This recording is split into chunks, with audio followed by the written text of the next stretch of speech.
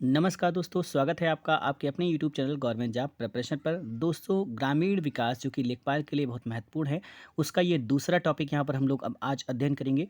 पहले टॉपिक का अध्ययन ऑलरेडी हमने यहाँ पर फर्स्ट वीडियो में कर लिया है और ये इसका दूसरा टॉपिक है, यानी कि सेकंड वीडियो है। और कुछ ही दिनों में यानी कि 2 से 4 दिनों में मैं इस पूरे टॉपिक को यानी कि पूरे ग्रामीण विकास को, ये जो बुक हम यहाँ पर डिस्कस करें, पूरी बुक हम लोग यहाँ पर डिस्कस करेंगे। तो आप लोग हमारे साथ बने रहिए और वीडियो को ज़्यादा से ज़्यादा शेयर करिए। तो चलिए शुरू करते हैं। तो यहाँ पर आपको जैसा कि दिख रहा है कि कृषि भारतीय अर्थव्यवस्था की रीढ़ है। भारतीय जीवन का आधार, रोजगार का प्रमुख स्रोत तथा विदेशी मुद्रा अर्जन का माध्यम होने के कारण कृषि को देश की आधारशिला कहा जाता है। कृषि भारतीय अर्थव्यवस्था के प्राथमिक क्षेत्र का प्रमुख घटक है। तो दोस्तों, जो कृषि है वो प्राथमिक क्षेत्र के अंतर्गत आती है और उसका जो है आपका महत्वपूर्ण घटक क्या होता है? कृषि। स्वतंत्रता प्राप्ति के समय भारतीय कृषि अत्यंत पिछड़ी अवस्था में थी। उस समय कृषि में श्रम और भूमि की उत्पादकता कम थी। किसान परंपरागत कृषि पद्धतियों से कृषि करते थे। कृषि कार्य केवल जीवन निर्वाह हेतु किया जाता था तथा उन दिनों बड़े पैमाने पर कृषि का वाणिज्यीकरण भी नहीं हो पाया था। स्वतंत्रता प्राप्ति के समय भारत में सकल घरेलू उत्पाद में कृषि एवं संबद्ध क्षेत्रों का जो योगदान था वो लगभग 50% था। लेकिन उसके पश्चात सकल घरेलू उत्पाद में कृषि एवं संबद्ध क्षेत्रों की जो भागीदारी है वो लगातार कम होती जा रही है। वर्तमान में सकल घरेलू उत्पाद में कृषि क्षेत्र की जो भागीदारी है वो लगभग 2020-21 में 19% हो चुकी है, जो कि 2019-20 में 70% के आसपास थी। 2020-21 में 19% हो चुकी है। तो कृषि का जो हमारी जीडीपी में योगदान है वो लगातार घटता जा रहा है और ये जो है इस बात को इंडिकेट करता है, इस बात की ओर निर्देशित करता है कि हमारी जो अर्थव्यवस्था है वो विकासशील अर्थव्यवस्था है और यहाँ पर हमारा कंट्री जो है वो विकास की ओर अग्रसर है। ठीक है, नेक्स्ट आगे देखते हैं। यहाँ पर भारत में कृषि उत्पादन लगातार बढ़ रहा है। आज भारतीय कृषि भारत की खाद्यान्न आवश्यकताओं को पूरा करने में सक्षम है। भारतीय कृषि का महत्व इस बात से परिलक्षित होता है कि दुनिया के मात्र 2.4% क्षेत्र और 4.2% पानी से हम विश्व की लगभग 17.5% आबादी का भरण पोषण करने में कामयाब हैं। लेकिन आज भारत ने खाद्यान्नों में आत्मनिर्भरता प्राप्त कर ली है। दोस्तों, यहाँ बात की जा रही है कृषि के महत्व के बारे में कि जो कृषि है जिससे हम लोग पूरी तरह से अब आत्मनिर्भर निर्भर हो चुके हैं। हमें कहीं से भी खाद्यान्न आयात करने की कोई भी यहाँ पर आवश्यकता नहीं पड़ती है।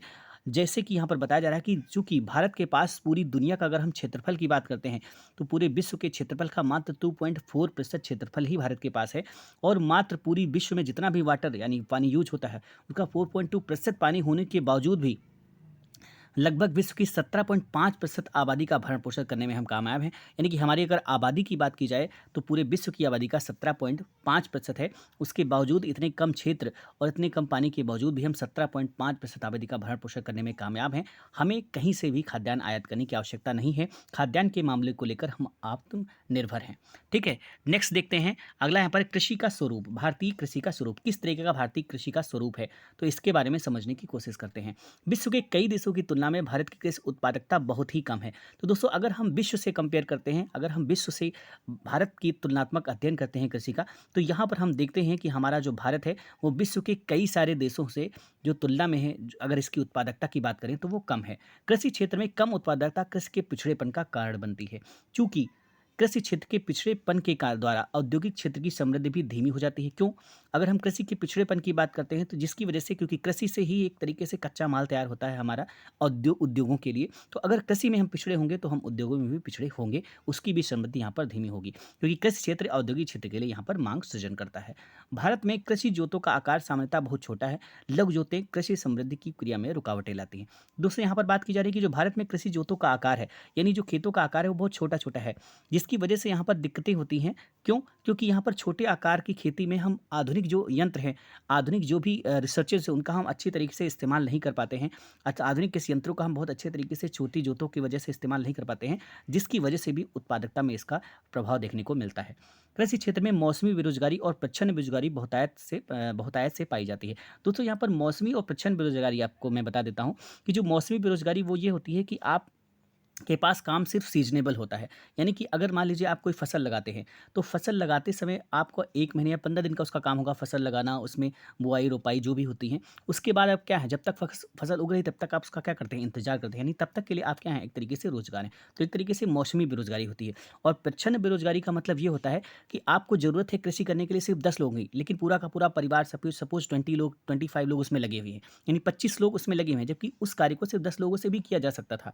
लेकिन 25 लोग उसमें लगे हुए हैं उस कार्य को करने में, तो ये एक तरीके से यहाँ पर प्रच्छन्न बेरोजगारी के अंतर्गत आ जाता है। भूमि के एक निश्चित क्षेत्र पर काम करने वाले व्यक्तियों की संख्या उनकी वास्तविक आवश्यकता से अधिक होती है। तो यही इसी को हम बोलते हैं एक तरीके से प्रच्छन्न बेरोजगारी। ठीक है, नेक्स्ट आता है सॉरी दोस्तों,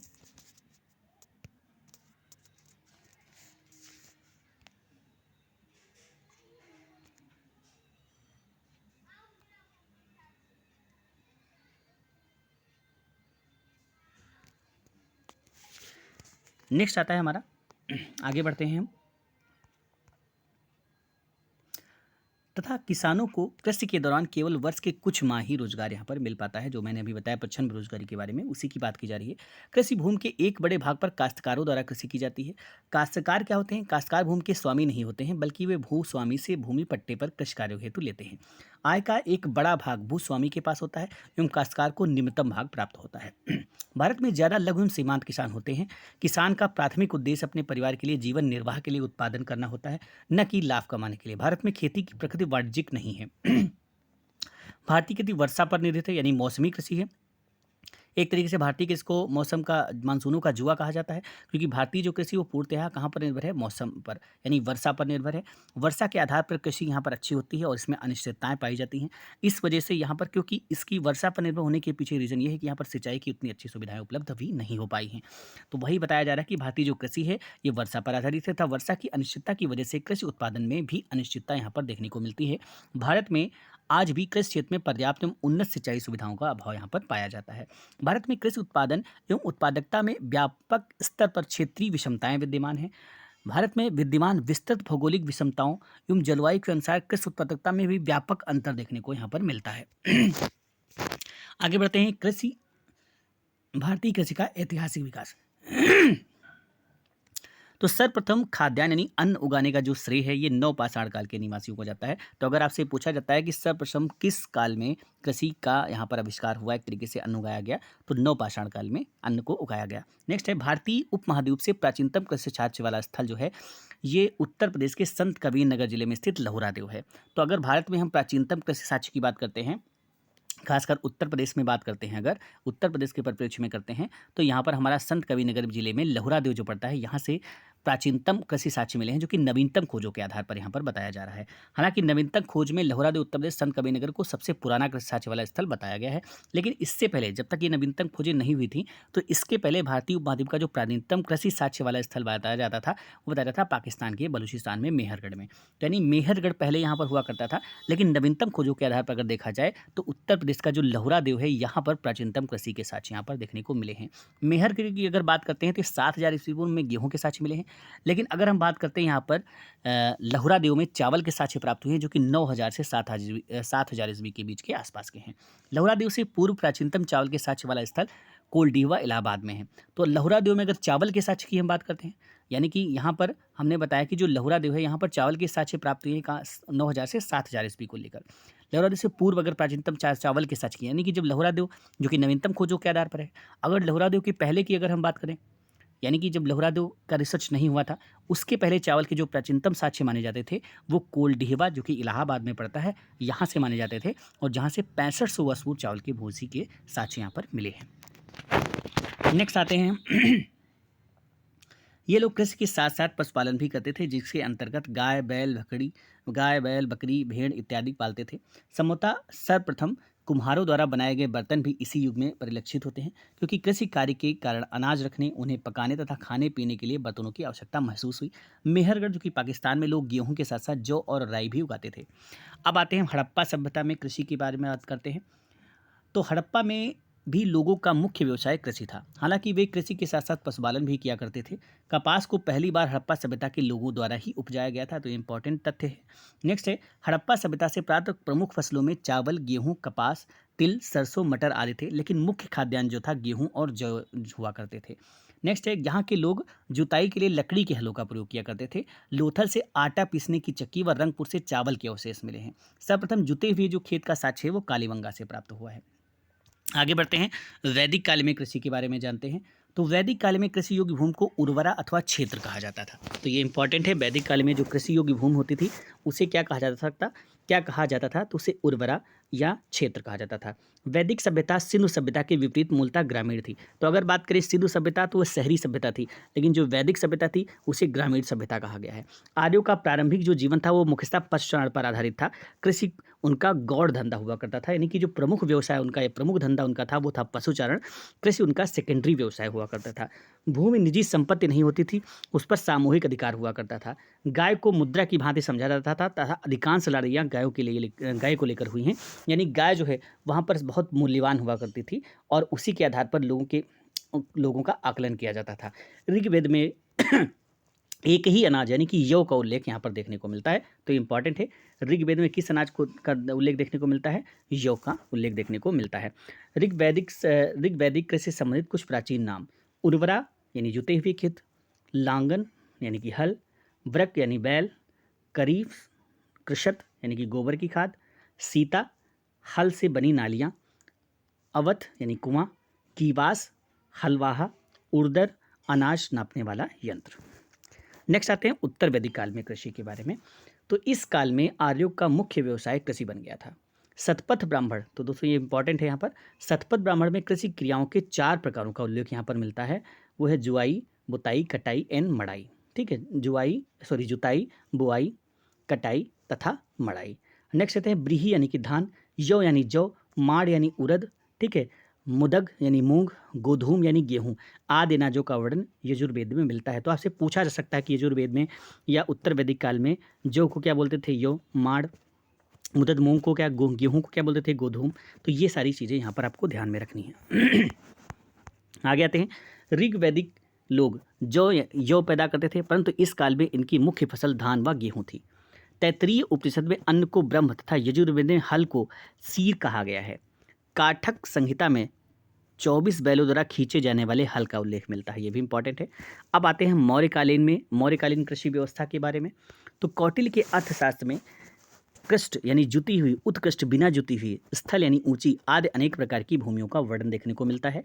बिना वर्षा के भी अच्छी होने वाली खेती को आदेवा मात्रक कहा जाता था। तो ये बहुत इंपॉर्टेंट है, ये एक बार एग्जाम में पूछा भी गया है कि बिना वर्षा के भी अच्छी होने वाली खेती को आदेवा मात्रक कहा जाता था, ये ध्यान रखना है। मौर्यकालीन राज्य की अर्थव्यवस्था कृषि, पशुपालन, वाणिज्य पर आधारित थी, जिन्हें सम्मिलित रूप से वार्ता कहा जाता था। यज्ञ करने वाले ब्राह्मणों को दान में जो भूमि दी जाती थी उन्हें ब्रह्मदेव भूमि कहा जाता था। सीता भूमि सरकारी भूमि को कहा जाता था।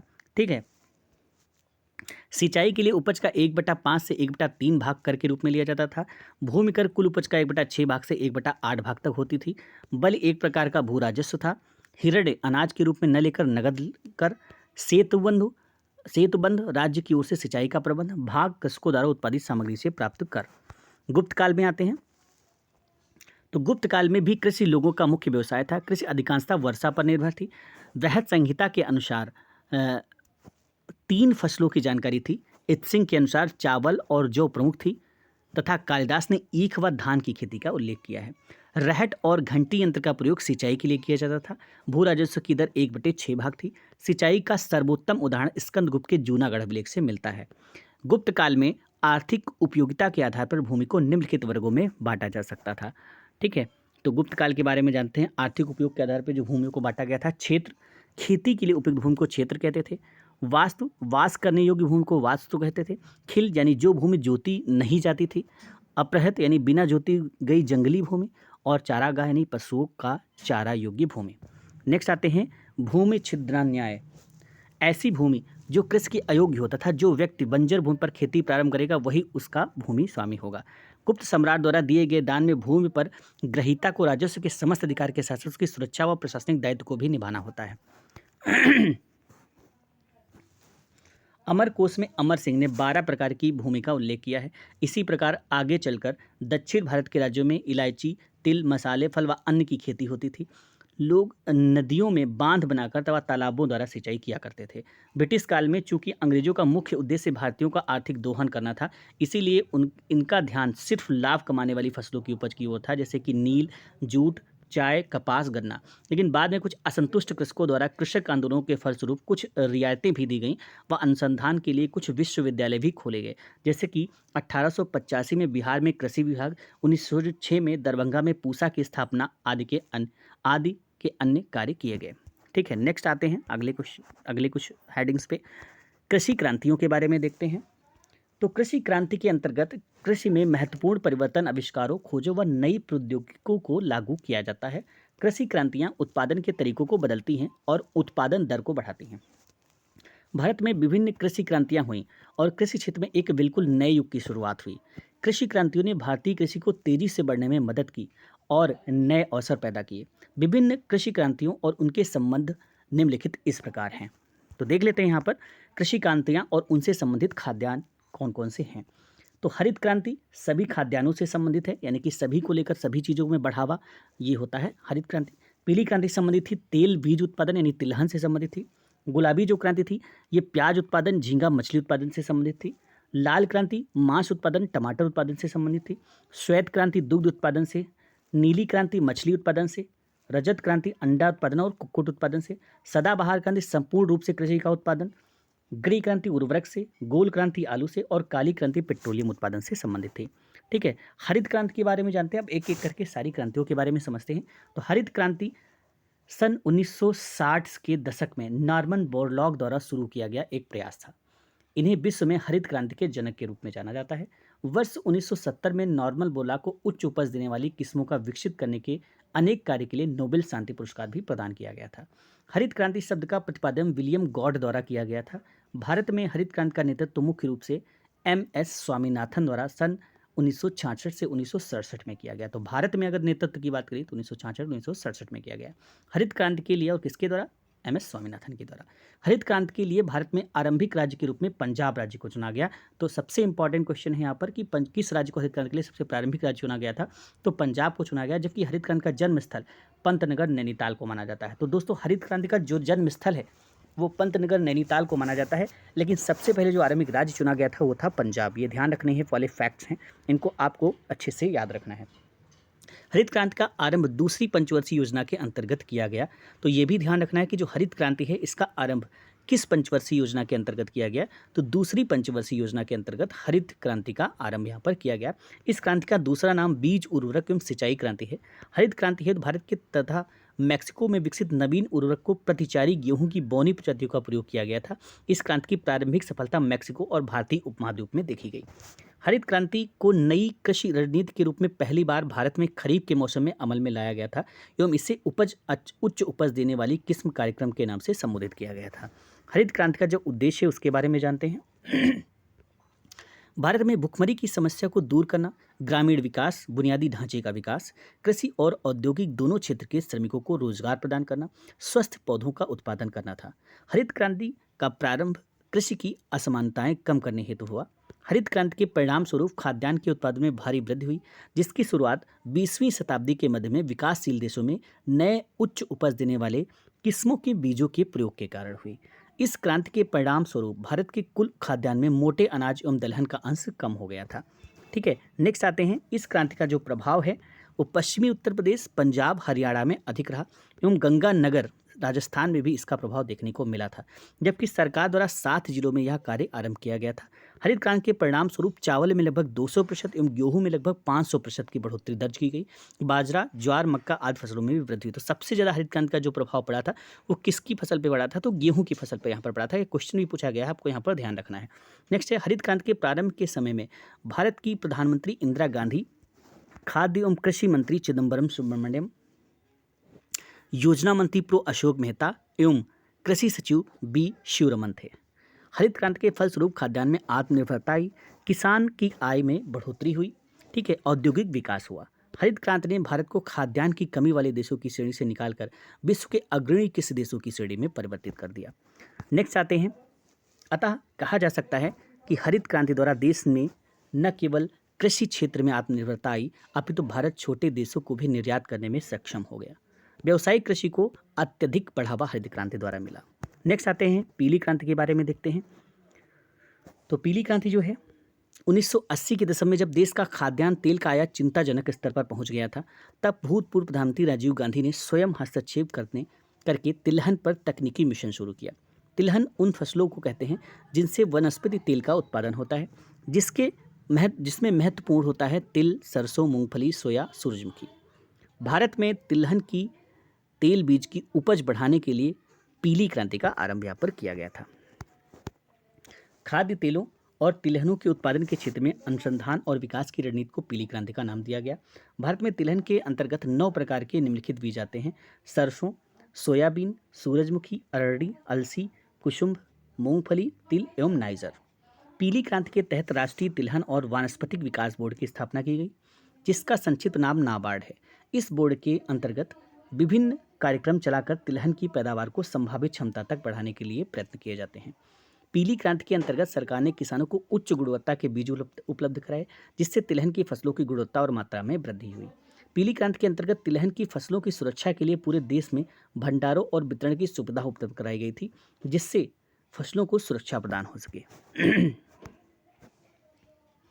भारत में कुल कृषि उत्पादन क्षेत्र में लगभग 10% के क्षेत्र में तिलहन की खेती की जाती है तथा देश की कुल कृषि उत्पाद का लगभग 10% भाग तिलहन फसलों से प्राप्त होता है। 1960 के दशक तक भारत तिलहन उत्पादन में आत्मनिर्भर था, किंतु सिंचित क्षेत्र में कम प्रतिशत और मौसम की अनिश्चितता के कारण बढ़ती आबादी के साथ साथ देश में तेलों की प्रति व्यक्ति उपलब्धता कम होती गई, जबकि भारतीय जलवायु तिलहन उत्पादन के सर्वथा उपयुक्त है।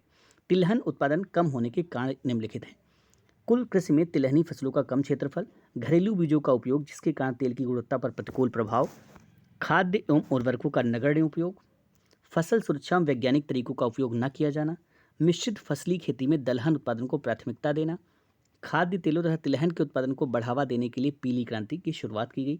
पीली क्रांति में नई वैज्ञानिक तकनीकों से तेल उत्पादन में बढ़ोतरी करने का लक्ष्य शामिल है। पीली क्रांति में भारत में लगभग 1.5 करोड़ टन तेल का निर्यात प्रतिवर्ष होता है। पीली क्रांति के परिणाम स्वरूप ही भारत खाद्य तेलों एवं तिलहन उत्पादन में महत्वपूर्ण उपलब्धि हासिल कर सका है तथा भारत तिलहन उत्पादन में आत्मनिर्भर बन गया है। तिलहन उत्पादन कार्यक्रम में 23 राज्यों के 337 जिले शामिल हैं। आगे आते हैं गुलाबी क्रांति। गुलाबी क्रांति के जनक दुर्गेश पटेल कहे जाते हैं। यह क्रांति प्याज और झींगा मछली के उत्पादन से संबंधित है। गुलाबी क्रांति या पिंक रिवॉल्यूशन एक शब्द है जिसका उपयोग मांस और पोल्ट्री प्रसंस्करण क्षेत्र में प्रयुक्त हुई तकनीकी क्रांतियों को दर्शाने के लिए किया जाता है। भारत सरकार संसार का सबसे बड़ा झींगा मछली निर्यातक राष्ट्र है, तो ये इंपॉर्टेंट तथ्य है। नेक्स्ट है आपका गुलाबी क्रांति के परिणाम स्वरूप झींगा मछली के उत्पादन एवं निर्यात में वृद्धि हुई। गुलाबी क्रांति के फलस्वरूप भारत में मांस का उत्पादन बढ़ा तथा भारत का निर्यात भी बढ़ा, जिससे भारत को विदेशी मुद्रा की प्राप्ति हुई। भारत सरकार के श्रम मंत्रालय के आंकड़ों के अनुसार वर्तमान में मांस उद्योग में कार्यरत कुल श्रमिकों कर्मचारियों में 30 से 40% तक महिलाएं हैं। गुलाबी क्रांति के द्वारा छोटे छोटे बूचड़खानों व खुदरा व्यापारियों दुकानदारों को भी आधुनिक बनाया गया तथा इससे देश के मांस उपभोक्ताओं को भी उत्तम मांस प्राप्त हो सकेगा। गुलाबी क्रांति से किसानों को भी अत्यधिक यहाँ पर लाभ हुआ। लाल क्रांति पे आते हैं। देश में मीट और टमाटर उत्पादन को बढ़ावा देने के लिए लाल क्रांति की शुरुआत की गई, जबकि झींगा मछली उत्पादन में वृद्धि के लिए गुलाबी क्रांति की शुरुआत की गई। लाल क्रांति का प्रारंभ 1980 में विशाल तिवारी द्वारा किया गया। लाल क्रांति के तहत ऐसे किसान जिनके पास ज़मीन नहीं थी वह भी इस क्रांति की तकनीकों का प्रयोग करके अच्छा मुनाफा कमा सकते हैं। उत्तर प्रदेश के बाराबंकी जिले में लाल क्रांति के माध्यम से जिले में टमाटर की पैदावार को बढ़ाने का कार्य किया गया है, जिससे यहाँ के गरीब और कम जमीन वाले किसानों को ज़्यादा फायदा मिले। लाल क्रांति में प्रयोग की जाने वाली तकनीक के माध्यम से टमाटर की खेती के लिए अधिक जमीन की आवश्यकता नहीं होती है। कम जमीन में भी इस तकनीक के जरिए टमाटर का उत्पादन कर अच्छा मुनाफा कमा सकते हैं। अतः इस कारण टमाटर के उत्पादन के साथ साथ मांस के उत्पादन पर भी विशेष ध्यान यहाँ पर दिया गया। आगे आते हैं श्वेत क्रांति। श्वेत क्रांति को दुग्ध क्रांति ऑपरेशन फ्लड के नाम से भी जाना जाता है। इसकी शुरुआत 15 जनवरी 1970 को की गई थी, तो इंपॉर्टेंट यहाँ पर फैक्ट है, याद रखना है। 15 जनवरी 1970 को श्वेत क्रांति की शुरुआत की गई थी। दुग्ध क्रांति को आधिकारिक रूप से नेशनल डेयरी डेवलपमेंट द्वारा प्रारंभ किया गया था। भारत की सर्वश्रेष्ठ प्रतिष्ठित कंपनी अमूल के संस्थापक डॉक्टर वर्गीज कुरियन को श्वेत क्रांति का जनक माना जाता है। दुग्ध उत्पादकता को बढ़ाने के लिए भारत सरकार द्वारा एक कार्यक्रम चलाया गया जिसे श्वेत क्रांति कहा गया। प्रतिवर्ष 26 नवंबर को राष्ट्रीय दुग्ध दिवस वर्गीज कुरियन के सम्मान में मनाया जाता है, 26 नवंबर को। नेक्स्ट है श्वेत क्रांति का प्रारंभ गुजरात से हुआ तथा यह क्रांति सबसे अधिक सफल आनंद जिला गुजरात में हुई। 1970 में राष्ट्रीय डेयरी विकास बोर्ड की स्थापना की गई, जिसका उद्देश्य डेयरी विकास को बढ़ाना, सहकारी समितियों की स्थापना करना था। श्वेत क्रांति 3 चरणों में चलाई गई थी। प्रथम चरण जो इसका था वो था 70 से 80। इस चरण में देश के चुनिंदा क्षेत्रों में दुग्ध उत्पादन बढ़ाने पर बल दिया गया, जिसका उद्देश्य अमूल आनंद गुजरात की भांति सहकारी संघ का निर्माण करना था। इस चरण के अंतर्गत डेयरी विकास कार्यक्रम की शुरुआत 10 राज्यों में की गई, ताकि इन महानगरों मुंबई, कोलकाता, दिल्ली, चेन्नई आदि में दूध मुहैया कराया जा सके। इस चरण के अंतर्गत मुंबई, चेन्नई, दिल्ली एवं कोलकाता में मदर डेयरी की स्थापना की गई। द्वितीय चरण 1981-85। दूसरे चरण में दुग्ध उत्पादन बढ़ाने के लिए राज्यों का चयन किया गया। डेयरी विकास कार्यक्रम का और विस्तार द्वितीय चरण में किया गया। यह कार्यक्रम कर्नाटक, मध्य प्रदेश, राजस्थान में भी शुरू किया गया। द्वितीय चरण के अंतर्गत 25 सशक्त दुग्ध उत्पादन क्षेत्र 155 की स्थापना की गई तथा हैदराबाद में एक अनुसंधान केंद्र की भी स्थापना की गई। तीसरा चरण जो था ये 1986-96 में देश के लगभग प्रत्येक ग्रामीण क्षेत्रों को लक्षित किया गया तथा दुग्ध उत्पादन में वृद्धि हेतु महिलाओं की भागीदारी को बढ़ाने का सफल प्रयत्न किया गया। इस चरण के अंतर्गत और अधिक सहकारी समितियों की स्थापना की गई। श्वेत क्रांति का मुख्य उद्देश्य दूध की कमी को दूर करना था। इस क्रांति के पश्चात दुग्ध उत्पादन में भारत आत्मनिर्भर बना। श्वेत क्रांति के बाद ग्रामीण भारत सामाजिक आर्थिक रूप से सशक्त हुआ, महिला सशक्तिकरण हुआ, उच्च नस्ल के पशुओं का विकास हुआ, किसानों की आय में वृद्धि हुई, देश में पोषण स्तर में भी सुधार हुआ। श्वेत क्रांति के बाद कृषि पर दबाव में कमी आई, कृषि क्षेत्र में अतिरिक्त रोजगार का सृजन हुआ। जिस समय श्वेत क्रांति का आरंभ हुआ उस समय भारत के प्रधानमंत्री लाल बहादुर शास्त्री थे। इस क्रांति के बाद देश में सकल दुग्ध उत्पादन में वृद्धि हुई, प्रति व्यक्ति दुग्ध उत्पादन उपलब्धता भी किंतु प्रति व्यक्ति दुग्ध उपलब्धता फिर भी कम रहा। विदेशी नस्ल की गाय एवं भैंसों हेतु भारतीय जलवायु अनुकूल रही। श्वेत क्रांति में उच्च गुणवत्ता के पशु आहार पर विशेष बल नहीं दिया गया तथा देशी नस्ल के दुधारू पशुओं की नस्ल में सुधार पर अधिक ध्यान नहीं दिया गया। कुरियन के साथ उनके मित्र HM दलाया ने भैंस के दूध से मिल्क पाउडर बनाने और कंडेंस्ड मिल्क बनाने की तकनीक के आविष्कार में योगदान दिया।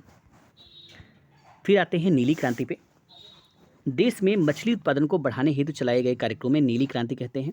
भारत में नीली क्रांति की जो शुरुआत है 7वीं पंचवर्षीय योजना में हुई थी, जो वर्ष 1985 से लेकर 1990 के बीच कार्यान्वित की गई थी। इस दौरान सरकार ने फिश फार्मर्स डेवलपमेंट एजेंसी को प्रायोजित किया। 8वीं पंचवर्षीय योजना यानी 1992 से 1997 के दौरान सघन मरीन फिशरीज प्रोग्राम शुरू किया गया, जिसमें बहुराष्ट्रीय कंपनियों से सहयोग को प्रोत्साहित किया गया। देश में मछली उत्पादन बढ़ाने के लिए विश्व बैंक की सहायता से एक परियोजना 5 राज्यों में चलाई गई। तूतीकोरिन, पोरबंदर, विशाखापत्तनम, कोच्चि, पोर्ट ब्लेयर में फिशिंग बंदरगाह स्थापित किए गए। इस क्रांति के अंतर्गत उत्पादन बढ़ाने हेतु ही बढ़ाने के साथ ही प्रजातियों में सुधार के लिए बड़ी संख्या में अनुसंधान केंद्र भी स्थापित किए गए। एक पैकेज प्रोग्राम द्वारा मछली और समुद्री उत्पादों में तेज वृद्धि को नीली क्रांति कहा जाता है। नीली क्रांति पहले चीन में शुरू हुई, जहाँ की मछली पकड़ने का कार्य प्राचीन काल से चला आ रहा है। एशियाई देश विश्व भर के मत्स्य पालन का लगभग 90% योगदान करते हैं और स्वयं चीन का योगदान 70% से भी अधिक है। मत्स्य पालन क्षेत्र में रोजगार के विकास की दर विश्व की जनसंख्या में बढ़ोतरी की रफ्तार और पारंपरिक कृषि क्षेत्र में रोजगार की दर की अपेक्षा तेज रही है। मत्स्य प्रजनन, पालन, विपणन और निर्यात की नई तकनीक अपनाकर FFDA ने मछली पालन कार्य में सुधार किया है। मछली और मछली उत्पादों में पिछले दशक में भारत ने औसत 14.8% की विकास दर दर्ज की है, जबकि इसी अवधि में वैश्विक विकास दर औसतन 7.5% रही। राष्ट्रीय मत्स्य पालन विकास बोर्ड की स्थापना 2006 में मत्स्य पालन विभाग कृषक कल्याण मंत्रालय के प्रशासनिक नियंत्रण में एक स्वायत्त संगठन के रूप में हुई। नीली क्रांति 2.0 का लक्ष्य मछुआरों और मत्स्य फार्मिंग करने वाले को आर्थिक रूप से समृद्ध बनाना है। नेक्स्ट आते हैं रजत क्रांति पे। रजत क्रांति मुर्गियों द्वारा अंडा तथा मांस के उत्पादन से संबंधित है। रजत क्रांति की शुरुआत भारत में 1969 में पूर्व प्रधानमंत्री श्रीमती इंदिरा गांधी द्वारा की गई तथा इस क्रांति का अंत 1978 में हुआ। रजत क्रांति भारत में 9 वर्षों तक चलाई गई थी। अनन्य प्रयासों के माध्यम से देश में अंडा उत्पादन तथा मुर्गियों की उत्पादकता में सुधार हुआ, जिसे रजत क्रांति की उपमा दी गई। भारतीय कुक्कुट उद्योग के जनक डॉक्टर VV राव भारतीय मुर्गी वर्ष में औसतन 65 अंडे देती है, जबकि USA में 295 अंडे देती है। इस स्थिति में सुधारित 5 कुक्कुट फार्म बंगलौर, मुंबई, भुवनेश्वर, दिल्ली और शिमला में स्थापित किए गए।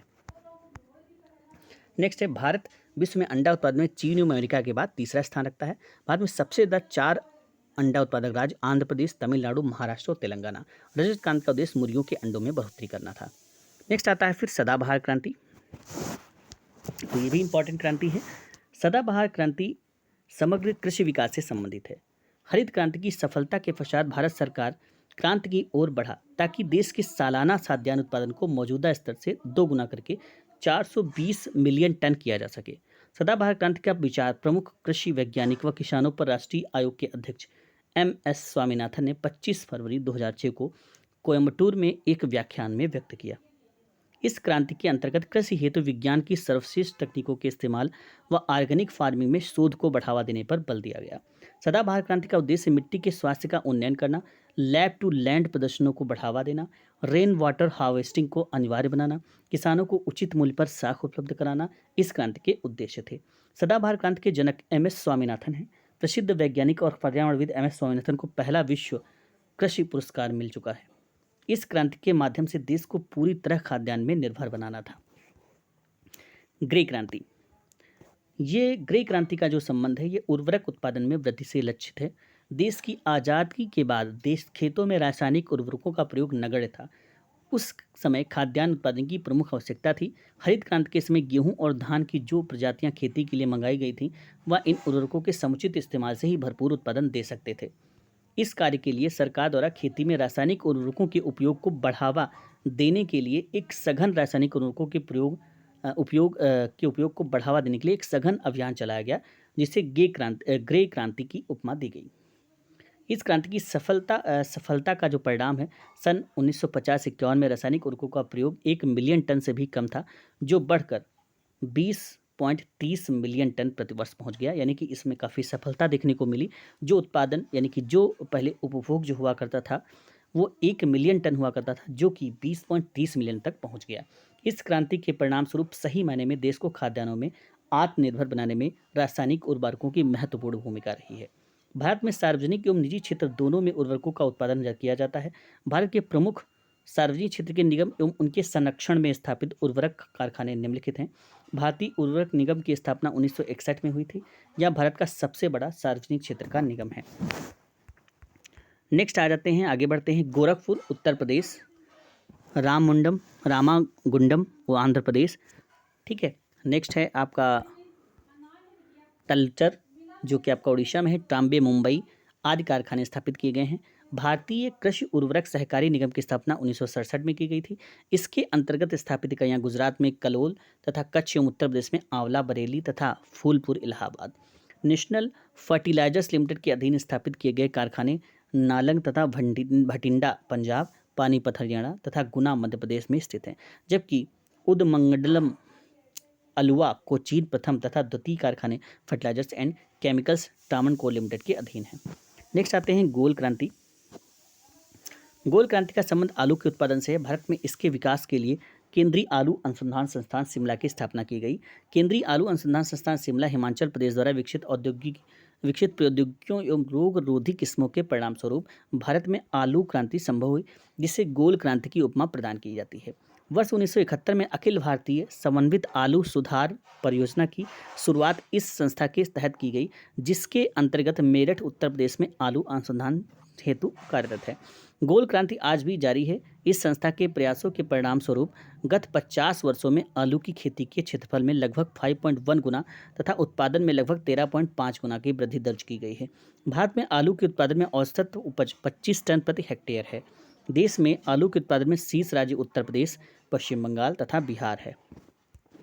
केंद्रीय आलू अनुसंधान शिमला द्वारा विकसित आलू की प्रसिद्ध किस्मों के नाम हैं फुकरी चंद्रमुखी, फुकरी ज्योति, फुकरी लौकर, फुकरी लालिमा, फुकरी बादशाह, फुकरी स्वर्ग, फुकरी चिप्सोना और फुकरी चिप्सोना 2.21।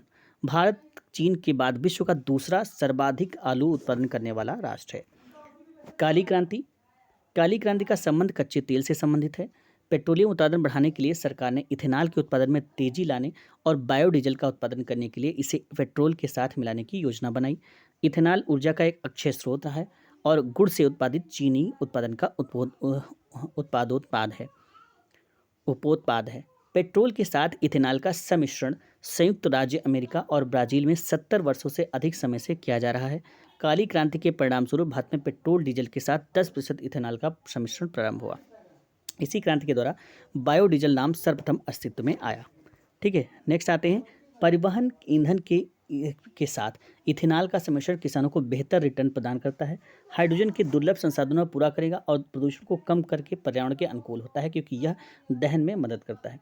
इन कृषि क्रांतियों के अतिरिक्त कुछ अन्य क्रांतियाँ भी हैं जो निम्नवत हैं: रजत, फाइबर क्रांति, कपास, गोल्डन रिवॉल्यूशन, कोटरस, हनी प्रोडक्शन, हार्टिकल्चर, भूरी क्रांति, चमड़ा, कोको, मूंग क्रांति, मोटे अनाजों के उत्पादन से, परामनी क्रांति, भिंडी उत्पादन से, खाद्य श्रृंखला क्रांति, भारतीय कृषकों की 2022 तक आमदनी को दोगुना करना। नेक्स्ट आता है भारतीय अर्थव्यवस्था में कृषि का महत्व। कृषि भारतीय अर्थव्यवस्था का मेरुदंड व प्राथमिक क्षेत्र का एक प्रमुख घटक है। इसके महत्व का मूल्यांकन अधोलिखित बिंदुओं के आधार पर किया जा सकता है। रोजगार का महत्वपूर्ण स्रोत। भारत में कृषि रोजगार का महत्वपूर्ण स्रोत विशेषकर ग्रामीण क्षेत्रों में। LILO 2017 की एक रिपोर्ट के अनुसार 2016-17 में कुल रोजगार में कृषि तथा समग्र व्यवसाय का हिस्सा 43% था, जबकि 1950-51 में भारत की कुल कार्यशील जनसंख्या का 69.5% कृषि एवं संबंधित क्षेत्रों में लगा हुआ था। द्वितीय उद्योगों के लिए महत्व। यह द्वितीय उद्योगों के लिए प्राथमिक उत्पाद कच्चा माल भी उपलब्ध कराता है। सूती और पटसन उद्योग, चीनी बागान, चाय आदि उद्योग प्रत्यक्ष रूप से कृषि पर ही निर्भर हैं। कृषि क्षेत्र के उत्पादन में लगातार वृद्धि हो रही है, अतः वर्तमान में भारत का अपनी विशाल जनसंख्या की खाद्यान्न आवश्यकता की पूर्ति के लिए आयात पर निर्भर रहना नहीं पड़ रहा है। भारत की GDP में योगदान। आज़ादी के समय GDP में कृषि व संबंधित क्षेत्रों का योगदान काफ़ी अधिक था, अर्थात वर्ष 1950-51 में 55.40%, वही हाल के वर्षों में इसके प्रतिशत मात्रा में काफ़ी गिरावट आई, जो 2016-17 में घटकर 17.9 रह गई। ठीक है, तो आप लोग यहाँ पर देख सकते हैं कि पहले जो था आपका GDP में इसका योगदान 55.40% हुआ करता था, लेकिन 15-16 में 17.7% हुआ, 16-17 में 17.9% हुआ, और जो 20-21 का आंकड़ा उसमें 19% देखने को मिला है। ठीक है, नेक्स्ट आगे बढ़ते हैं। भारतीय कृषि अंतर्राष्ट्रीय व्यापार में भी महत्वपूर्ण योगदान देती है। चाय, जूट, काजू, तंबाकू, कॉफ़ी और मसाले आदि का भारत निर्यात करता है। ये सभी कृषि वस्तुएं भारत के कुल निर्यातों का एक बड़ा प्रतिशत साझा करती हैं।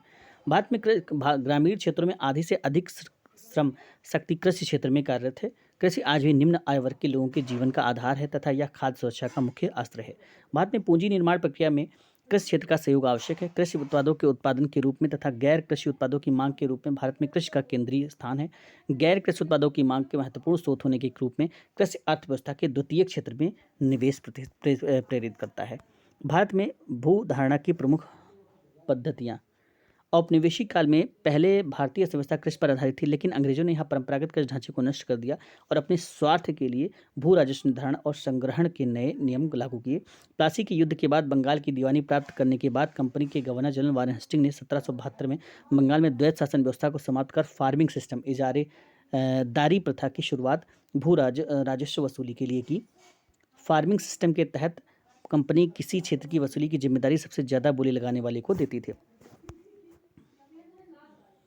इस सिस्टम का बंगाल पर बहुत बुरा असर हुआ और इससे किसानों का शोषण बढ़ा और भुखमरी तक पहुंच गए। गवर्नर जनरल लॉर्ड कॉर्नवालिस के समय में दहसाला बंदोबस्त लागू किया गया, जिसे 1993 में स्थायी बंदोबस्त इस्तमरारी बंदोबस्त में परिवर्तित कर दिया गया। बंगाल, बिहार, उड़ीसा में प्रचलित स्थायी भूमि बंदोबस्त जमींदारों के साथ किया गया, जिन्हें अपनी जमींदारी वाले भू क्षेत्र का भूस्वामी माना गया था। ठीक है, तो यहाँ पर प्रमुख भूधारण पद्धतियाँ कौन सी? एक थी स्थायी बंदोबस्त, जमींदारी प्रथा जिसको बोला गया, महलवाड़ी प्रथा, और फिर तीसरी आती है रैयतवाड़ी प्रथा। तो स्थायी भूमि बंदोबस्त या जमींदारी प्रथा जो है इसको देखते हैं। जमींदारी प्रथा का आरंभ जो है 1793 में इस्तमरारी बंदोबस्त द्वारा बंगाल में लागू हुआ। इसकी शुरुआत गवर्नर जनरल लॉर्ड कॉर्नवालिस ने ब्रिटिश ईस्ट इंडिया कंपनी की आय को बढ़ाने के उद्देश्य से किया था और इसके अंतर्गत समूचे ब्रिटिश भारत के क्षेत्रफल का 19% हिस्सा शामिल था। यह व्यवस्था बंगाल, बिहार, उड़ीसा, वाराणसी और उत्तरी कर्नाटक के क्षेत्रों में यहाँ पर लागू थी। नेक्स्ट आता है, इस व्यवस्था के तहत जमींदार को ही भूस्वामी के रूप में मान्यता प्राप्त थी। इसे ही क्षेत्रों में भू राजस्व की वसूली कर 11 में से 10 हिस्से कंपनी के पास जमा करना होता था। इस व्यवस्था के तहत जमींदार काश्तकारों से मनचाहा लगान वसूल करता था और समय से लगान न देने वाले काश्तकारों से जमीन वापस छीन ली जाती थी। कुल मिलाकर काश्तकार पूरी तरह से जमींदारों की दया पर निर्भर था। इस व्यवस्था के लाभ के रूप में कंपनी की आय का एक निश्चित हिस्सा तय था, जिस पर फसल नष्ट होने का कोई असर नहीं पड़ता था। स्थायी बंदोबस्त व्यवस्था के तहत जमींदारों को स्थिति अत्यधिक मजबूत हो गई, क्योंकि उन्हें भूमि का पूर्ण स्वामी स्वीकार कर लिया गया। साथ ही भूमि पर जनसंख्या का दबाव इतना बढ़ गया कि लोगों के पास खेती के अलावा कोई दूसरा विकल्प नहीं था। नेक्स्ट आता है, भू राजस्व वसूली हेतु अंग्रेजों द्वारा लागू यह दूसरी व्यवस्था थी, जिसका जन्मदाता थॉमस मुनरो और कैप्टन रीड को यहाँ पर माना जाता है, अलेक्जेंडर को माना जाता है। इसे सर्वप्रथम 1772 में तमिलनाडु के बारामहल जिले में लागू किया गया रैयतवाड़ी व्यवस्था को। यह ब्रिटिश शासन के भू क्षेत्र के 51% क्षेत्र पर लागू था। तमिलनाडु के अलावा यह मद्रास, मुंबई के कुछ हिस्से, पूर्वी बंगाल, आसाम, कुर्ग के कुछ हिस्सों में लागू था। इसके तहत रैयतों, किसानों को भूमि का मालिकाना हक और कब्जादारी का अधिकार दिया जाता था। रैयतवाड़ी व्यवस्था के अंतर्गत कृषक ही भूस्वामी होता था, जिसे भूमि की कुल उपज का 55 से 33% के बीच लगान कंपनी को अदा करना पड़ता था। ठीक है, इस लगान की वसूली कठोरता से की जाती थी तथा लगान की दर काफ़ी ऊंची थी, जिसका परिणाम यह हुआ कि कृषक महाजनों के चंगुल में फंस गया, जो कालांतर में महाजन और किसानों के मध्य संघर्ष का कारण बना। रैयतवाड़ी व्यवस्था के मुख्य 2 उद्देश्य हैं: भू राजस्व की नियमित वसूली, रैयतों की स्थिति में सुधार। पहला उद्देश्य तो अवश्य पूरा हुआ, लेकिन दूसरा नहीं। नेक्स्ट आता है महालवाड़ी। महालवाड़ी व्यवस्था ब्रिटिश भारत के कुल क्षेत्र के 30% हिस्से पर लागू थी। इसमें लगान के दस्ते संपूर्ण गांव एक इकाई होता था। इसमें लगान को राजकोष में जमा कराने का दायित्व गांव के मुखिया का होता था। इस व्यवस्था के अंतर्गत दक्कन के कुछ जिले, संयुक्त प्रांत आगरा, मवध, मध्य प्रांत तथा पंजाब के कुछ हिस्से शामिल थे। महालवाड़ी व्यवस्था बुरी तरह से असफल हुई, क्योंकि इसमें लगान का निर्धारण अनुमान पर आधारित था। इस विसंगति का लाभ उठाकर कंपनी के अधिकारी अपनी जेब भरने लगे तथा कंपनी को लगान वसूली पर लगान से अधिक खर्च करना पड़ रहा था। व्यापारी वर्ग खड़ी फसलों को खेत में ही कम कीमत पर खरीद लेता था। किसान अपनी तात्कालिक जरूरतों को पूरा करने के लिए अपनी फसल मंडी में न ले जाकर कटाई के समय खेत में ही बेच देता था। वही अनाज जिसे किसान खेत में बेचा देता था, उसे 6 माह बाद वह अधिक कीमत देकर बाजार से खरीदता था, जो उसकी तबाही का कारण बनता था। इस व्यवस्था को हाल्ट मैकेंजी द्वारा प्रस्तुत किया गया था। अगली आती है भारतीय कृषि की विशेषताएं। तो मानसून पर निर्भरता। भारतीय कृषि को मानसून का जुआ कहा जाता है, क्योंकि कृषि संगठन 2010-11 के अनुसार कुल बुआई क्षेत्रफल का सिर्फ 45.7% भाग ही सिंचित है और शेष 54.3% भाग मानसून पर निर्भर करता है। भारत में सर्वाधिक सिंचित फसल गन्ना है, 94.3%। खाद्यान्न फसलों की प्रमुखता। भारतीय कृषि की एक प्रमुख विशेषता खाद्यान्न फसलों की प्रधानता है। वर्तमान में लगभग 65% कृषि भूमि पर खाद्यान्न फसलें उगाई जाती हैं। अधिकांश जनता की निर्भरता। देश के कुल रोजगार में प्राथमिक क्षेत्र का योगदान 43% है। समस्त देश की लगभग 68.84% जनसंख्या गांव में ही निवास करती है, जो कृषि से संबंधित क्षेत्रों में आजीविका हेतु निर्भर है। नेक्स्ट है कृषि जोतों का आकार छोटा होना। कृषि गणना 2010-11 के अनुसार भारत में औसत कृषि जोत का आकार 1.15 हेक्टेयर तथा प्रति व्यक्ति भूमि की उपज 0.10 हेक्टेयर है। ज्ञातव्य है कि अमेरिका में 157.6 हेक्टेयर, कनाडा में 187.4 हेक्टेयर है। भारत में लगभग 64% सीमांत कृषक हैं, जो 1 हेक्टेयर से कम भूमि पर कृषि कार्य हेतु निर्भर हैं। वही लघु जोत वाले किसान 18% हैं। न्यून कृषि उत्पादन। भारत में प्रति हेक्टेयर उत्पादकता अन्य देशों की तुलना में बहुत कम है। ठीक है। उत्पादन की परंपरागत एवं रूढ़िवादी तकनीकी। भारत में अनाज भी कृषि अधिकांशतः परंपरागत तकनीक से होती है, जिसमें लकड़ी का हदल, पाटा, खुरपी, फावड़ा आदि उपकरण कृषि हेतु उपयोग किए जाते हैं। भारत में वर्तमान तक केवल 40% तक का ही कृषि मशीनीकरण हो पाया है। नेक्स्ट आते हैं उत्तर प्रदेश कृषि विभाग। प्रारंभ में कृषि विभाग का कार्य कृषि संबंधी आंकड़ों का संकलन तक ही सीमित था, परंतु 1880 से कृषि विभाग को भू अभिलेख विभाग से संबद्ध कर दिया गया है। भारत शासन अधिनियम 1919 के पारित होने के बाद कृषि क्षेत्र राज्य सरकार के अधीन हो गया। परिणाम स्वरूप कृषि विभाग को 1 दिसंबर 1919 से एक स्वतंत्र विभाग बनाया गया था। 1 मई 1920 को इसकी विधिवत स्थापना हुई। विभाग के तत्कालीन क्रियाकलापों में कृषि क्षेत्र जैसे फसल उत्पादन, पशुपालन, भूमि संरक्षण, गन्ना उत्पादन, उद्यान एवं कोलोनाइजेशन संबंधी गतिविधियाँ। वर्तमान में कृषि विपणन कृषि विभाग से अलग हो गया है। वर्तमान में कृषि विभाग के अंतर्गत विभिन्न संस्थाएं हैं, जैसे उत्तर प्रदेश बीज विकास निगम, राज्य बीज प्रमाणीकरण संस्था, यूपी एग्रो, राज्य कृषि संस्थान प्रबंध संस्थान, उत्तर प्रदेश कृषि अनुसंधान परिषद आदि के सम्मिलित प्रयासों से कृषि उत्पादन संबंधी क्रियाकलापों को गति प्रदान करने में प्रयासरत है। भारत में कुल कृषि जलवायु प्रदेश क्षेत्र 15 हैं। तो भारत में कुल कृषि जलवायु प्रदेश 15 हैं, लेकिन अगर उत्तर प्रदेश की बात करें तो कुल कृषि जलवायु क्षेत्र जो है वो 9 हैं। भारत में कृषि विश्वविद्यालय में पशु चिकित्सा विश्वविद्यालय, केंद्रीय कृषि अनुसंधान संस्थान, नेशनल ब्यूरो, राष्ट्रीय कृषि अनुसंधान संस्थान केंद्र, कृषि अनुसंधान संस्थान, अंतर्राष्ट्रीय कृषि अनुसंधान संस्थान, परियोजना निदेशालय, प्रमुख कृषि उपयोगी पत्रिकाएं। अब नेक्स्ट यहाँ पर आती है लिस्ट आ जाती है आपकी केंद्रीय कृषि अनुसंधान संस्थान। ठीक है, तो सबसे पहला CIARI, central island agricultural research institute, 1978, Port Blair, Andaman Nicobar. Next है CARI, central avian research institute, 1979, Izzatnagar, Uttar Pradesh. अगला है CAZRI, central arid zone research institute, 1959, Jodhpur, Rajasthan. CFTRI central food technology research institute 1950 Mysore. Next आता है आपका CIAE central institute of agriculture engineering 1976 Bhopal Madhya Pradesh. अगला है आपका CIBA central institute of breaking water aquaculture 1987 Tamil Nadu. Next है आपका CIFRI central inland capture fisheries research institute, ये जो है आपका 1947 बैरकपुर पश्चिम बंगाल। नेक्स्ट है आपका CICR central institute for common research 1976 Nagpur. CIFA central institute of fresh water aquaculture 1987 Bhubaneswar Orissa. CIFE central institute of fisheries education 1961 Mumbai Maharashtra. CIFT central institute of fisheries technology 1957 Cochin Kerala. Next आ जाता है, आगे बढ़ते हैं,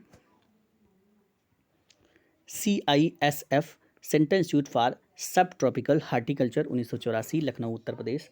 CIMAP central institute of medical and aromatic plants, ये आपका 1959 लखनऊ उत्तर प्रदेश। CSIR।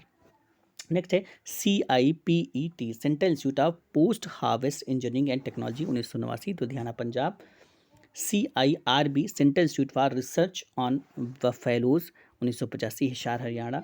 Next है CIRCOT central institute for research on cotton technology 1987 Mumbai Maharashtra. CIRG central institute for research on goats 1979 Makhdoom Uttar Pradesh. Next है CMFRI central marine fisheries research institute 1947 Kochi Kerala.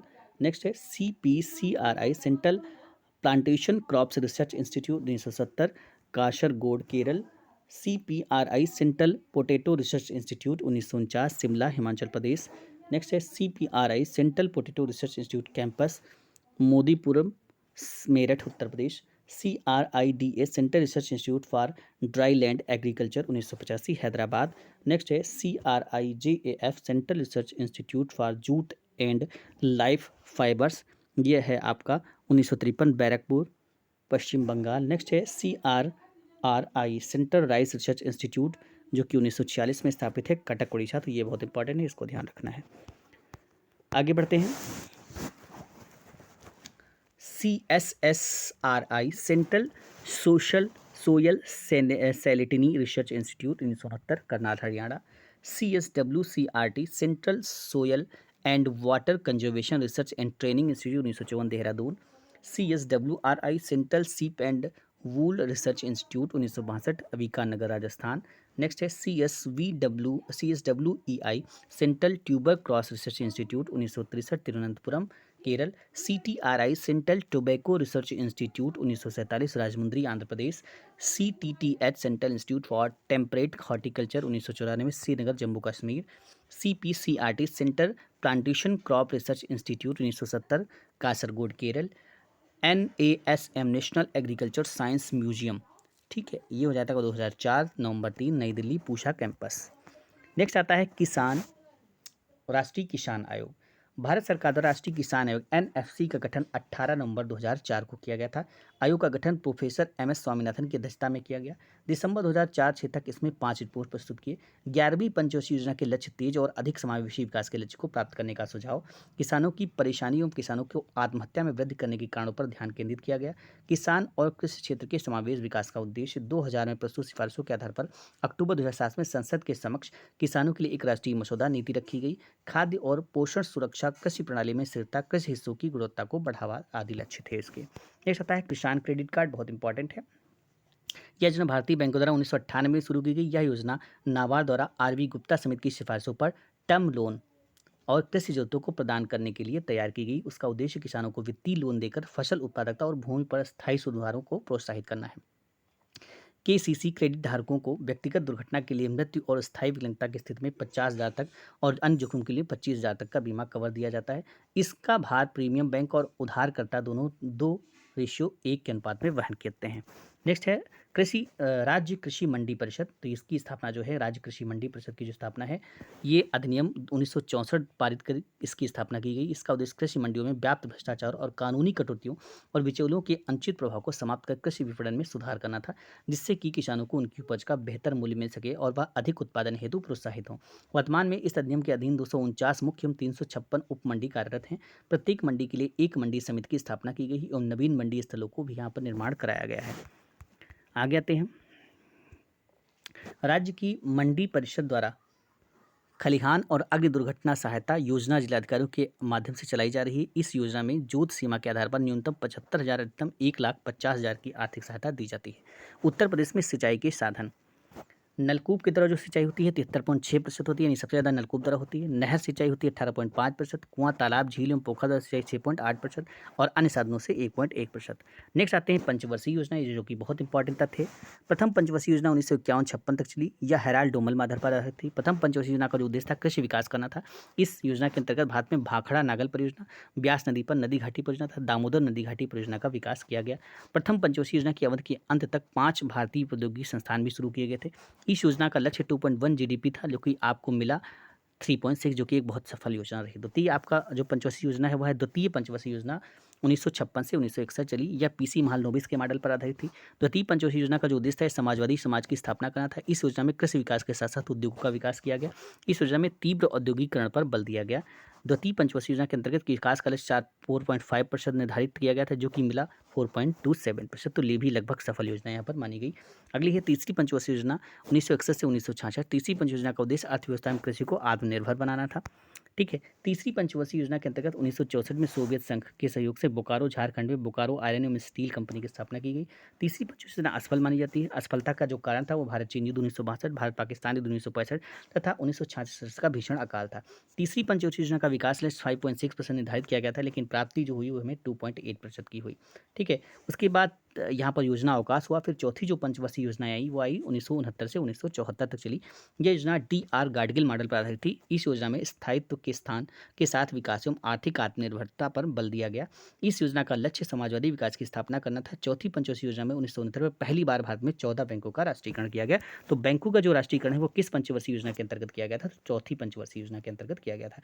इस योजना के अंतर्गत पहली बार 1974 में भूमिगत नाभिकीय परीक्षण स्माइलिंग बुद्धा किया गया। नहीं, जो पहला परमाणु परीक्षण स्माइलिंग बुद्धा के नाम से किया गया, वो इसी पंचवर्षीय योजना में किया गया। चौथी पंचवर्षीय योजना के अंतर्गत 1969 में MRTP एक्ट 1969 को लागू किया गया था। इस योजना के अंतर्गत भारत में परिवार नियोजन कार्यक्रम भी लागू किया गया। ये भी इंपॉर्टेंट है। चौथी पंचवर्षीय योजना में श्वेत क्रांति ऑपरेशन फ्लड का उद्भव हुआ, तो ये भी बहुत इंपॉर्टेंट है। इस योजना के विकास का लक्ष्य 5.7% था, परंतु प्राप्ति 3.3%, जिसका कारण भारत पाक युद्ध 1971 था। पांचवी पंचवर्षीय योजना के अंतर्गत न्यूनतम आवश्यकताओं का राष्ट्रीय कार्यक्रम लागू किया गया। पांचवी पंचवर्षीय योजना के अंतर्गत विकास के 20 सूत्री कार्यक्रम की शुरुआत हुई। ये बहुत इंपॉर्टेंट है। 20 सूत्री कार्यक्रम की कब शुरुआत हुई? तो पांचवी पंचवर्षीय योजना। और पांचवी पंचवर्षीय योजना के अंतर्गत पहली बार गरीबी हटाओ का नारा दिया गया। ये भी बहुत महत्वपूर्ण है। पांचवी पंचवर्षीय योजना के अंतर्गत 1970-78 के काम के बदले अनाज योजना भी शुरू की गई। पांचवी पंचवर्षीय योजना के अंतर्गत 1978 में जनता पार्टी की सरकार ने पंचवर्षीय योजना को उसके समय से पूर्व बंद कर दिया। पांचवी पंचवर्षीय योजना विकास का लक्ष्य 4.4 निर्धारित किया गया था, लेकिन विकास दर की प्राप्ति 4.8 हुई, जो कि एक सफल पंचवर्षीय योजना थी। इसके बाद अनवरत योजना चलाई 78 से 80 तक। जनता पार्टी की सरकार ने पांचवी पंचवर्षीय योजना को समाप्त करने के उसके स्थान पर अनवरत योजना की शुरुआत की, जो कि 1978 से 80 तक चली। उसके बाद आते हैं अनवरत योजना के प्रतिपादक डॉक्टर गुन्नार गिड्डर और प्रोफेसर रैगनर फ्रिस माने जाते हैं। गुन्नार मिर्डर ने अपनी प्रसिद्ध पुस्तक एशियन ड्रामा में इसका उल्लेख किया है। छठी पंचवर्षीय योजना 1980 से 85 तक चली। यह योजना आगत निर्गत मॉडल पर आधारित थी। इस योजना का उद्देश्य गरीबी उन्मूलन तथा बेरोजगारी में वृद्धि करना था। ठीक है। छठी पंचवर्षीय योजना विकास का लक्ष्य 5.2 निर्धारित किया गया और प्राप्ति हुई 5.8%। ठीक है, तो ये भी एक सफल योजना मानी जा सकती है। नेक्स्ट आता है सातवीं पंचवर्षीय योजना। सातवीं पंचवर्षीय योजना 1985 से 90 तक चली। यह योजना जॉन डब्ल्यू मिटल मॉडल पर आधारित थी। सातवीं पंचयोजना का उद्देश्य जनसंख्या नियंत्रण, पोषण का पर्याप्त स्तर, ऊर्जा प्रबंधन, आधुनिकीकरण, आत्मनिर्भरता तथा सामाजिक न्याय था। सातवीं पंचयोजना के अंतर्गत विकास का लक्ष्य 5% निर्धारित किया गया, जिसकी प्राप्ति जो हुई वो 6% हुई। ये भी एक सफल योजना थी। योजना अवकाश 90-92 तक चला। देश की जीडीपी 6 से घटकर 3.4% हो गई। आठवीं पंचवर्षीय योजना 1992 से 1997 तक चली, जिसका उद्देश्य रोजगार के अवसर उपलब्ध कराकर मानव संसाधन का विकास करना था। आठवीं पंचयोजना के 1993 में महिला कोष का गठन हुआ। प्रधानमंत्री रोजगार योजना की शुरुआत हुई। आठवीं पंचयोजना विकास का लक्ष्य 5.6 निर्धारित किया गया, जो कि 6.5% की प्राप्ति हुई। ये भी एक सफल योजना हुई। नेक्स्ट आता है नौवीं पंचवर्षीय योजना। 9वीं पंचवटी योजना 1997 से 2002 तक चली, जिसका उद्देश्य न्यायपूर्ण वितरण प्रणाली एवं समानता का विकास करना था। 9वीं पंचवटी योजना कुछ हद तक असफल रही, जिसका कारण अंतर्राष्ट्रीय व्यापार में आई मंदी तथा भारत पाक युद्ध 1999 यानी कि जो कारगिल का युद्ध हुआ वो। 9वीं पंचवटी योजना का जो विकास लक्ष्य 6.5% था, लेकिन प्राप्ति हुई 4.4% की। नेक्स्ट आता है 10वीं पंचवटी योजना। 10वीं पंचवटी योजना 2002 से 2007 तक चली, जिसका उद्देश्य गरीबी और बेरोजगार को समाप्त करके अगले 10 वर्षों में प्रति व्यक्ति आय को दुगना करना था। इसके अंतर्गत उपभोग स्तर को बढ़ावा भी एक लक्ष्य था। 10वीं पंचवर्षीय योजना का विकास लक्ष्य 8% निर्धारित किया गया था, जिसकी प्राप्ति 7.6% हुई। 11वीं पंचवर्षीय योजना 7 से 12 तक चली, जिसका उद्देश्य विकास की उपलब्धियों को तीव्र गति से प्राप्त करना था। 11वीं पंचवर्षीय योजना के अंतर्गत अनिवार्य शिक्षा का कार्यक्रम लागू किया गया। संपूर्ण भारत में समावेशी किसान पद्धति के अंतर्गत किसान का कर्ज माफ किया गया। 11वीं पंचवर्षीय योजना के अंतर्गत विकास का लक्ष्य 9% निर्धारित किया गया था, लेकिन प्राप्ति हुई 8% की। अगला आता है और अंतिम पंचवर्षीय योजना 12वीं पंचवर्षीय योजना। 12वीं पंचवर्षीय योजना जो है 2012-17 तक चली। इस योजना में सालाना 10% की आर्थिक विकास दर हासिल करने का लक्ष्य निर्धारित किया गया था। 12वीं पंचवर्षीय योजना का प्रमुख उद्देश्य पूर्व में जारी लेट लतीफ़ योजनाओं और परंपराओं को दरकिनार करते हुए संसाधनों के विकास और ढांचागत परियोजनाओं के ऊपर ध्यान देना था। 12वीं पंचवर्षीय योजना में कृषि क्षेत्र में विकास दर को 4% तक प्राप्त करने का लक्ष्य रखा गया। इंपॉर्टेंट है, 4% तक प्राप्त करने का लक्ष्य रखा। भारत की ये अंतिम पंचवर्षीय योजना थी। भारत में वर्तमान मोदी सरकार ने पंचवर्षीय योजना वर्ष 1917 में बंद कर दिया। इस प्रकार सोवियत रूस की नकल पर बनाई जा रही पंचवर्षीय योजनाओं के माध्यम से देश की आर्थिक नियोजन प्रणाली को बंद कर दिया गया है। उत्तर प्रदेश की प्रमुख फसलों के उत्पादन स्थान, तो ये आप लोग यहाँ से मैं आपको लिस्ट दे देता हूँ। इसमें एक लिस्ट है, तो आप लोग इसको अच्छे से जूम करके यहाँ पर पढ़ सकते हैं। इस लिस्ट को देख लीजिए और ये पूरी लिस्ट आप यहाँ पर जूम करके अच्छे से यहाँ पर पढ़ सकते हैं। ठीक है, तो ये जो है आप यहाँ पर देख पाएंगे। नेक्स्ट आपके जो कुछ इंपॉर्टेंट इसमें तथ्य हैं वो आप लोग को मैं यहाँ पर जूम कर दे रहा हूँ, ताकि वीडियो बहुत लंबा ना हो। इसकी वजह से मैं यहाँ पर कुछ आपके जो तथ्य हैं वो जूम कर दे रहा हूँ। आप लोग इसको आराम से यहाँ पर पढ़ सकते हैं। ठीक है, देख सकते हैं इसको, और ये आराम से यहाँ पर पढ़ाया जा सकता है। आप जूम कर लीजिएगा और जूम करने के बाद इसको आराम से यहाँ पर पढ़ेंगे तो सारी चीज़ें आपको यहाँ पर क्लियर हो जाएंगी। क्योंकि अगर मैं यहाँ पर बताता हूँ तो काफ़ी लंबा वीडियो हो जाएगा। तो आप लोग क्या करें, यहाँ पर ये देखिए, मैं यहाँ पर आपको धीरे से यहाँ पर मैं स्किप कर रहा हूँ चीज़ों को। आप लोग क्या करेंगे, इसको जूम करते हुए पढ़ते हुए यहाँ पर चलेंगे। ठीक है, तो देख सकते हैं अभी बहुत कुछ यहाँ पर इसमें कृषि के चैप्टर में है, जो कि आपका बहुत इम्पॉर्टेंट है। ठीक है, जो कि पढ़ने के लिए बहुत ज़रूरी है और आपका जो पूछा जाता है ये, तो आप लोग इस पर ध्यान देंगे और इसको जो है पढ़ेंगे। ठीक है, देखिए इसमें कुछ योजनाएं भी हैं और कृषि से संबंधित, और कुछ यहाँ पर कृषि से संबंधित शब्दावली हैं जिनको पढ़ना बहुत ज़रूरी है, जो कि आपके एग्ज़ाम के पॉइंट ऑफ व्यू से बहुत ही महत्वपूर्ण है। तो इसको आपको पढ़ते रहना है और यहाँ पर देखते हुए चलना है कि ये जो भी चीज़ें हैं आपके एग्ज़ाम में आ सकती हैं और आपके एग्ज़ाम के पॉइंट ऑफ व्यू से बहुत ही ज़्यादा यहाँ पर महत्वपूर्ण है। ठीक है, तो ये चीज़ें आप लोग यहाँ पर देखते हुए चलेंगे और इनको पढ़ते हुए चलेंगे। नेक्स्ट आपके देखिए यहाँ पर कुछ क्वेश्चन आंसर्स के तौर पर भी आपको आ जाता है। यहाँ पर क्वेश्चन आंसर भी देख लीजिए और एक तरीके से आपका यहाँ पर एक टेस्ट हो जाएगा। आप लोग अपने आप को एक टेस्ट में समझ पाएंगे कि यहाँ पर कितना स्कोर जो है हमारे लिए सही रहेगा, या हमने जो भी यहाँ पर अभी तक पढ़ा है तो क्या उसके कुछ आंसर्स हम लोग दे पा रहे हैं या नहीं दे पा रहे हैं। एक तरीके से ऑब्जेक्टिव टाइप जो क्वेश्चंस का जो है सेट आप लोग यहाँ पर कर लेंगे।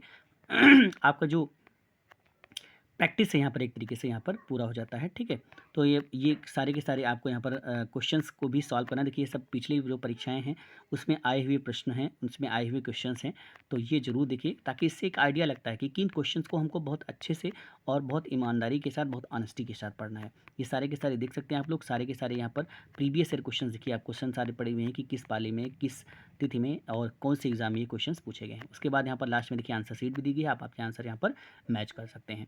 तो ये था दोस्तों यहाँ पर आज का वीडियो। मिलते हैं थर्ड वीडियो में, और अगर आपको वीडियो पसंद है तो इसे ज़रूर लाइक करें। मिलते हैं नए वीडियो के साथ, तब तक के लिए थैंक्स फॉर वॉचिंग।